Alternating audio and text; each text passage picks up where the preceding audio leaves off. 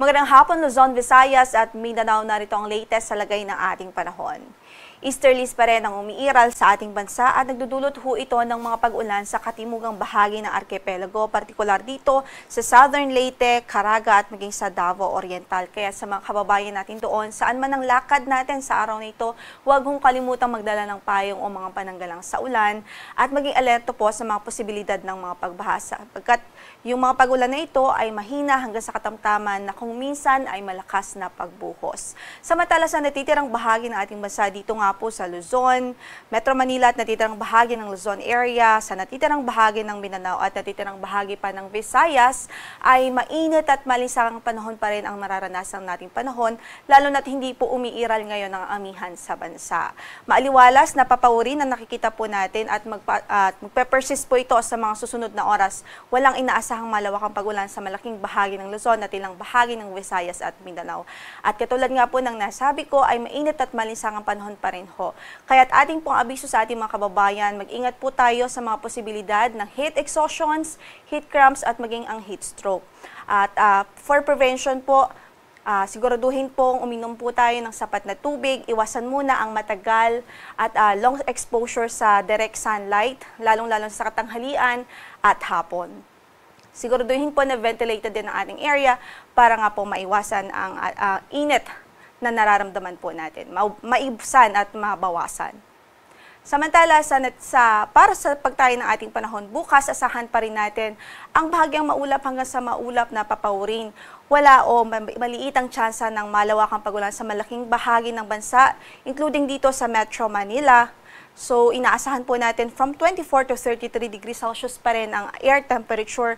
Para bukas sa Tuguegarao ay 23 to 33 degrees Celsius, 17 to 25 naman sa Baguio. Medyo may kataasan ho dahil wala nga pong amihan ngayon na umiiral sa bansa. Samantala sa Lawag ay 24 to 33 degrees Celsius. Sa Legazpi naman ay 25 to 35 degrees Celsius o 32 degrees Celsius at sa Tagaytay ay 23 hanggang sa 32 degrees Celsius. Tumako naman ho tayo sa Visayas at Mindanao. Bukas po, wala tayong inaasahang malawakang pag-ulan doon. Mga dagli ang pagbuhos lamang due to localized thunderstorms, especially sa hapon at gabi. At para sa pagtayo ng ating temperatura sa Tacloban, from 25 to 32 degrees Celsius, sa Cebu, 26 to 32 degrees Celsius at 27 to 32 degrees Celsius sa Puerto Princesa. Sa Cagayan de Oro ay 24 to 32 degrees Celsius, 24 to 33 naman sa Davao at 24 to 34 degrees Celsius sa Zamboanga City. Wala rin ho tayong gale warning na nakataas ngayon sa namang bahagi ng ating mga baybaying dagat. Konting ingat lamang ho, lalong-lalo na dito sa Hilaga at silangang bahagi po ng ating mga baybaying dagat dahil katamtaman pa rin ang pag-alon ng ating karagatan doon. At para naman sa ating weather outlook simula Sunday hanggang Tuesday, dito po sa Kamaynilaan, bahagyang maulap hanggang sa maulap pa rin ang papawrin. Walang inaasahang malawakang pag-ulan liban sa mga localized thunderstorms sa hapon at gabi. Sa Baguio City naman ay simula po on Tuesday, posible po ang bahagyang maulap hanggang sa maulap na papawrin at mga isolated o pulo-pulong mahihinang mga pag-ulan dahil sa inaasahan nating panibagong bugso ng amihan. Simula po yan ng Monday o Tuesday sa Baguio City. Samantala sa Legazpi City, magpapatuloy pa rin ang bahagyang maulap hanggang sa maulap na papawring at tsansa pa rin ng mga localized thunderstorms, especially sa hapon at gabi. Sa Metro Cebu, bahagyang maulap hanggang sa maulap pa rin ang papawrin. Mababa din ho ang tsansa ng mga malawakang pag-ulan. Gayon din ho sa Iloilo City. Habang sa Tacloban City naman, magpapatuloy pa rin ang mga tsansa ng mga localized thunderstorms, especially sa hapon at gabi. At para sa pagtayo ng ating temperatura sa Metro Cebu, from 25 to 32 degrees Celsius, 26 o 25 to 33 degrees Celsius sa Iloilo, habang 25 naman to 32 degrees Celsius sa Tacloban City. Sa Mindanao naman, partikular ho dito sa Metro Davao, ay bahagyang maulap hanggang sa maulap ang papawrin in the next 3 days o particular from Sunday hanggang Tuesday.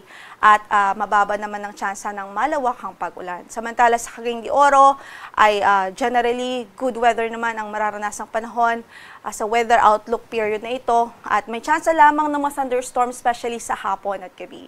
Sa Zamboanga naman ay bahagyang maulap hanggang sa maulap din ang papawrin at may tsansa ng mga dagli ang pagbuhos ng ulan lalong-lalo na sa hapon at gabi. At para sa pagtayo ng ating temperatura sa Davao from 24 to 33 degrees Celsius, sa Cagayan de Oro ay mula 25 24 hanggang sa 32 degrees Celsius at 24 hanggang sa 34 degrees Celsius naman sa Zamboanga City. Ang sunset natin sa araw na ito is 6:06 in the evening at inaasahang sisikat ang araw bukas sa ganap na alas 6:04 ng umaga. Yan ang latest mula sa Pag-asa. Ito po si Lori de la Cruz Galicia. Magandang hapon po.